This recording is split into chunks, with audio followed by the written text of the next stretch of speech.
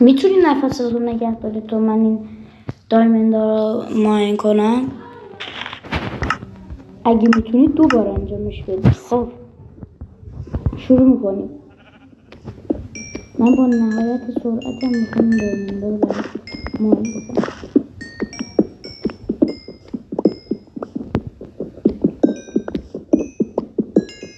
اگه تا الان تونستیم بکنیم که من متوجه بشم.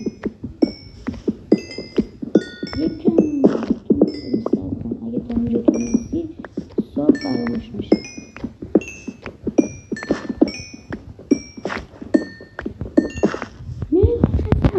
رفت این چیه دیگه؟ اینم باید ماین کنم.